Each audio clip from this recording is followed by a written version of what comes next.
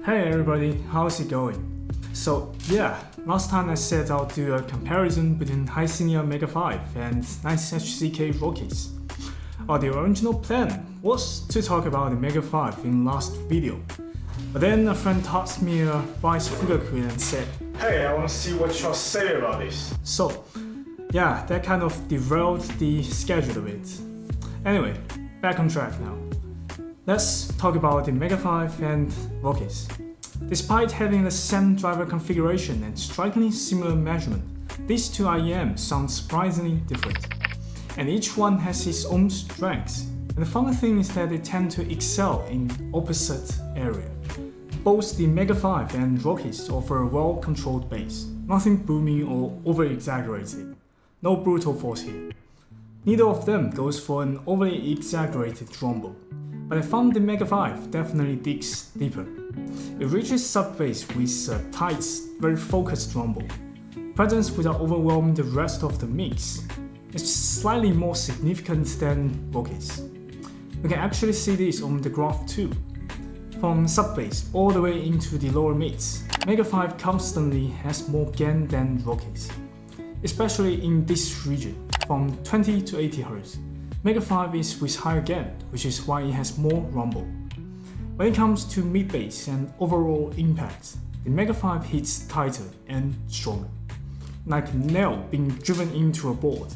It's punchy, fast and very well controlled. On the other hand, the Rockies go for a more rounded and smooth presentation.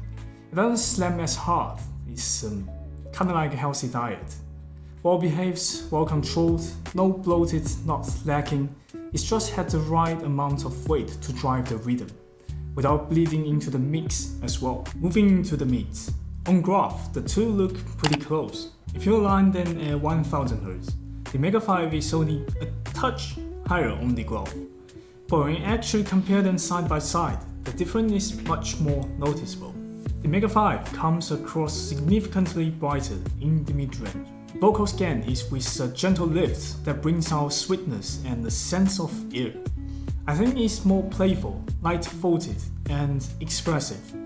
It really suits younger, or to say more energetic voices. There's a sense of liveliness in the way it presents the mids, and it makes everything feel just a little more vivid. The Rockies, on the other hand, feel much more grounded. Its mid-range is slightly darker and carries more weight. Male vocals, especially those with a deeper voice line, come through with a strong sense of presence. It's rich, full-bodied, and magnetic. I find it has a unique charm in how it represents darker tonalities. It certainly has a great match for singers like Nick Cave, as I mentioned in my previous review. And actually, it's not just vocals. Instruments like guitars and saxophone on Rockies feel more organic and natural. They are with a solid texture and weight. It's kind of tuning that doesn't immediately jump out, but grows on you the more you listen. Moving to the treble. On graph, both IEMs still measure fairly close across the range, but there's a little dip on Rockies between 5000 Hz to 8000 Hz. About 2 dB drop with a plus or minus 500 Hz range. The Mega5 carries more upper mid and lower treble energy, giving vocals and instruments a gentle sparkle, but without ever becoming sharp or harsh. It adds a light to the sound that makes everything feel a bit more bright, more energetic. Rockies play it a little safer here.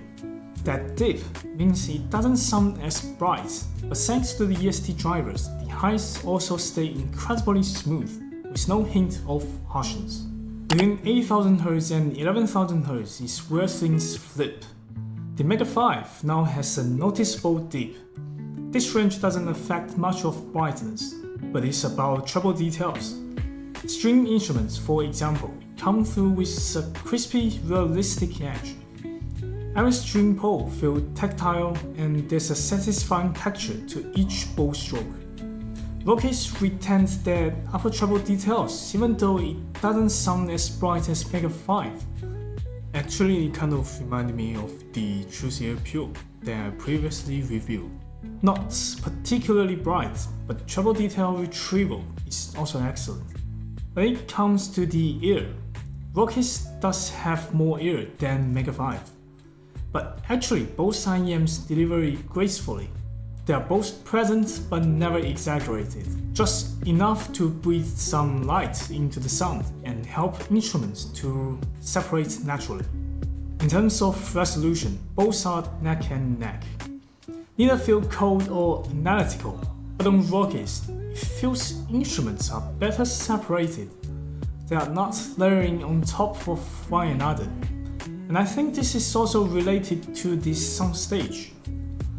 Mega5 stretches wider. Its instruments are spaced out further horizontally, giving you that big room feel. Rockies, on the other hand, excels in depth layering. It doesn't feel as wide, but it's neat and precise. Everything is neatly arranged within its space, and every instrument is well separated from one another, very clean and very well organized. While the Mega5 could sometimes feels like they are blended together. So, in conclusion, I'd say the Mega5 leans slightly, just slightly toward a V, or maybe more like a U-shaped tuning. And just to be clear, I'm not saying it's anything like TH900 like V-shaped tuning. And by the way, the headband just snapped this morning when I picked it up, so which is why there's only one side of the driver. Anyway, back to the topic. Both the Mega5 and the Rockies are tuned very balanced and very neutral overall. But it's just like if you listen to the Mega5 first and then switch to the Rockies. You'll notice that Rockies do come across a bit more neutral, like I mentioned earlier. So, the conclusion is, if you want something that's more engaging, more vivid, with a brighter vocal over a brighter presentation, go with the Mega5. If you are after something that's easy on ears, more natural and relaxing for extended period of listening, go with the Rockies. Either way, they are both solid picks at this price range.